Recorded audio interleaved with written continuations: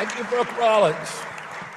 One of the great pleasures of having this job, and it's the funnest and best job that I've ever had, but is this partnership and friendship between me and Brooke. We talk to each other almost every day.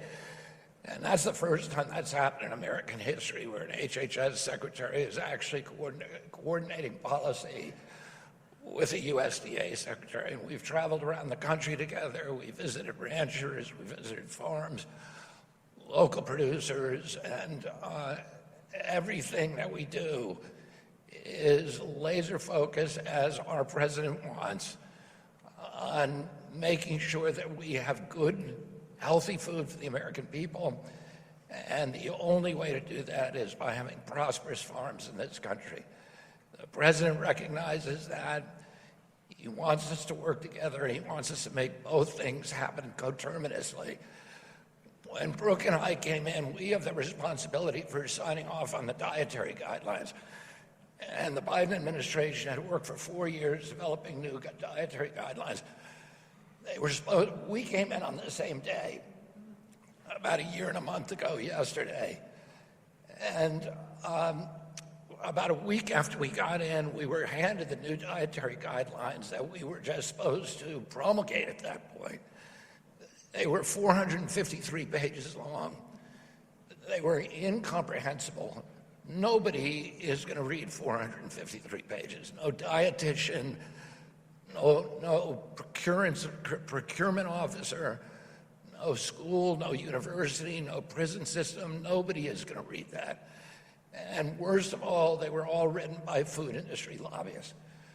And they reflected the same mercantile impulses that had driven Fruit Loops to the top of the food pyramid, which isn't even a food. And it's a food-like substance that poisons you. And they propagated this 70-year war on saturated fats and proteins in our country.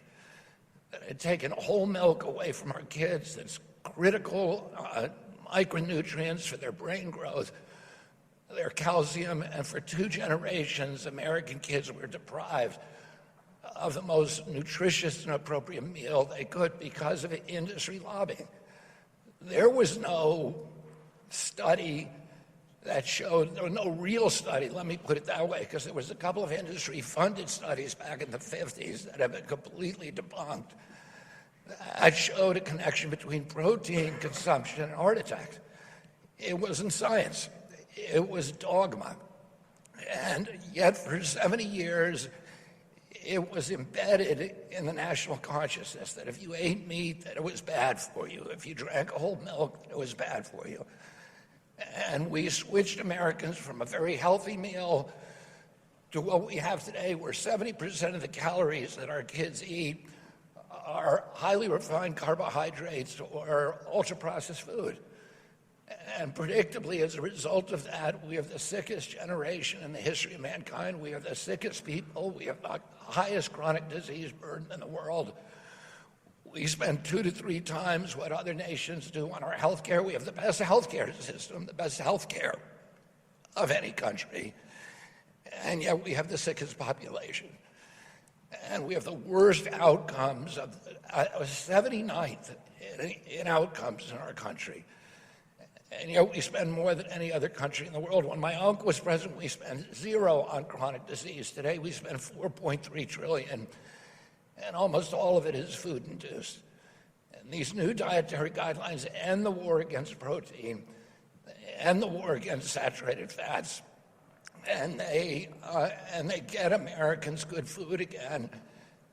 And Brooke spends $405 million a day at this agency subsidizing food for the American people in Head Start, in WIC, in the SNAP program, and Indian Health Services, and many, many others. And now that food is going to be good food. Our military is going to be getting good food.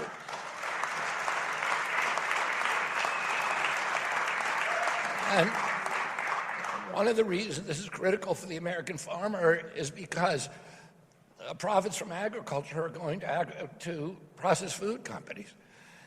And that's a concentration of wealth and power that is taking both wealth and power and prosperity away from the American farmer. And we are ending that now, and we're giving those profits back to local producers, to cattlemen, ranchers, to agricultural farmers all over the country. I want to thank Brooke for her leadership, and I also want to thank Lee Zeldin, who worked tirelessly with us to make sure that the dietary guidelines also reflected the priorities of the environment and his agency, and to make sure that we could get a whole of government endorsement of the new guidelines.